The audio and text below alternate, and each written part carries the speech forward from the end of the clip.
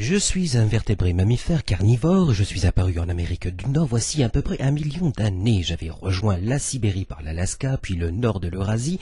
J'appartiens à la famille des canidés, groupe de 38 espèces de mammifères comme le chien, le chacal, le coyote ou encore le renard. Et en 1758, un naturaliste suédois me baptise Canis lupus.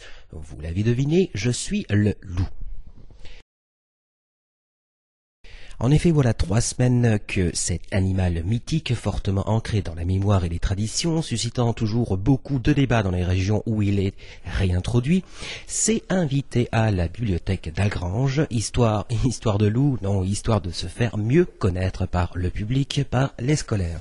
Madame Cridel est responsable de la bibliothèque. L'exposition du loup, c'est d'abord une exposition qui nous est prêtée par la bibliothèque départementale de Pré, qui nous fixe des dates, donc nous avons réservé ça l'année dernière. Donc l'expo prêtée par eux consiste en les grandes affiches avec les explications. Nous, de notre côté, on a fait un travail personnel, c'est-à-dire tout ce qui est plus scolaire. On a fait du découpage et des explications plus faciles pour les scolaires. On a emprunté des livres, on a acheté des livres qui concernent nous pour avoir plus de diversité. On a fait une petite présentation du loup pour les plus petits, parce qu'il est évident que les plus petits connaissent que les contes sur le loup. Là-bas, on a terminé avec les contes du loup.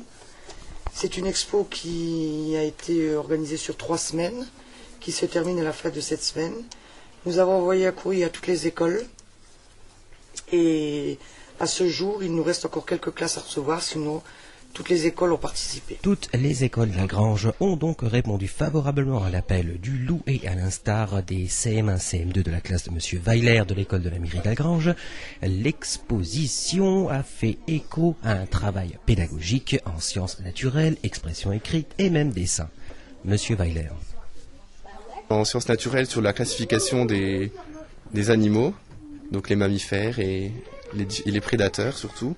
Et puis en art plastique, on va faire un dessin sur le loup. Et en expression écrite, une recherche de documentaire sur le loup. Voilà.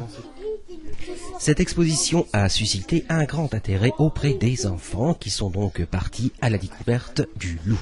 Madame Cridel. Eh bien écoutez, dans l'ensemble très bien, notamment par les petits qui ont énormément apprécié.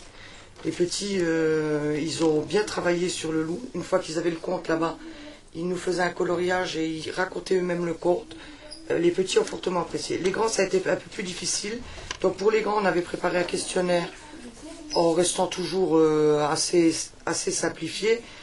Parce que on va pas leur demander non plus de faire de travail de classe. Ensuite, c'est les instituteurs qui prennent ça en main. Mais bon, pour les grands, ça a été un peu plus difficile. Mais quand ils partaient, ils disaient quand même qu'il y avait un intérêt certain pour qu'ils avaient appris des choses, quoi. Voilà. Et à l'instar de Justine et de Pauline d'Algrange, il y a un avant et un après l'exposition. En tout cas, on leur souhaite un bon travail sur ce thème, une fois arrivés sur les bancs de l'école. Que le loup, il avait des dents aiguisées, qu'il était un grand prédateur, et qu'il existait 9 races de loups.